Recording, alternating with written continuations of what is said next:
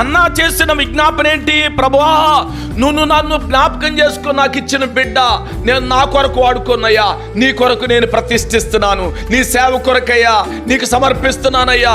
దేవుడు నీకు ఇచ్చిన ప్రతి ఈవులను బట్టి దేవునికి సమర్పించి ప్రతిష్ఠించే వ్యక్తిగా అది దైవికమైన విజ్ఞాపన.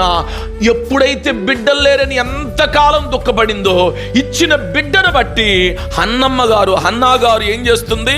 అందరూ 12 గోత్రాలు, గోత్రికులు, ఆడవాళ్ళు, పురుషులు, స్త్రీలు, అందరూ యవనస్తులు, అమ్మా వందనాలు అమ్మగారు, అంతకుముందు అమ్మ గొడ్రాలు, పొద్దున్నే నీ ముఖం చూసాం దరిద్రంగా, ఇంట్లో నుండి అంతలోకి రాకపోతే ఏమంటా అన్నట్లుగా మాట్లాడుతున్న ఇప్పుడు ఈ 12 గోత్రాల్లో ఉన్న స్త్రీలందరూ అంటున్నారు, ఆమె కనపడిన మందిరం దగ్గర కనపడిన, రోడ్డు మీద కనపడ్డా, అమ్మా నువ్వు ధన్యురాలువు, నీ కడుపున శ్రేష్టమైన బిడ్డ ప్రవక్త పుట్టాడు, యాజకుడు పుట్టాడు, ప్రార్థన పరుడు పుట్టాడు, నీ గర్భము ధన్యము, నీ గర్భము ధన్యము.